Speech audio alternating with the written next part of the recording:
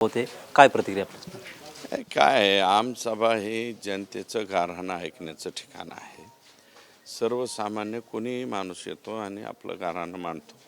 11 वाजताची आता 5 मिनटं मला लेट झालं आणि आता 11:10 आम्ही जातो आणि सुरू करतो. अण्णा काल विविध प्रश्न जे आहेत मतदारसंघातले ते लोक आमच्या पुढं मांडतात आणि ते प्रश्न सोडवतात. ते आशिष विशाळ माझे सहकारी असं एक पत्र आपलं एक मिनिट ऐका, आशिष विशाळ माझं सहकार्य आहे, परंतु ते जे पत्र आहे ते पत्र मात्र मी दिलेलं नाही. ते पत्र घोडसाळपणे, कारण माझी सही तशी करायला जरा सोपी आहे, तर काही लोक ते उद्योग करतात असे. आणि ते जे कोण पत्रकार आहेत तुळजापूरचे, त्यांचं माझंही काही भांडण नाही आहे, माझं आणि त्यांचा काही संबंध नाही.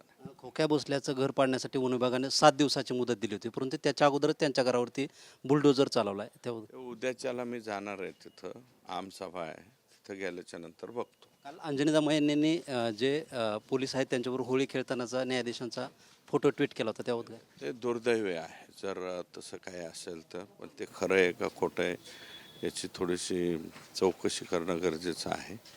आणि नेमके हेच 2 लोक तिथं कसे पोहोचले याचं सुद्धा, कारण अजून तेही आरोपीच्या पिंजऱ्यामध्ये जाण्यासाठी त्यांचा नंबर आहे.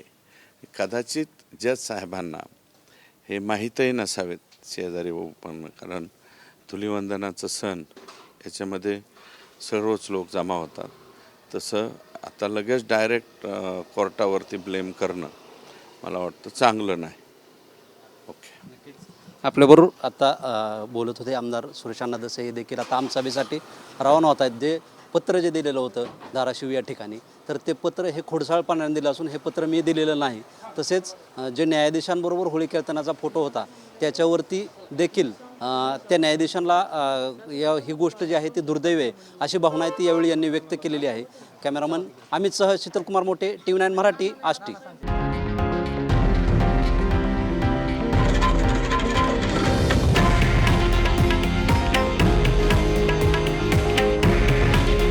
हे आहे देशातील नंबर 1 न्यूज नेटवर्क आणि आपण पाहत आहात TV9 मराठी. काळजी तुमची, हित महाराष्ट्राचं.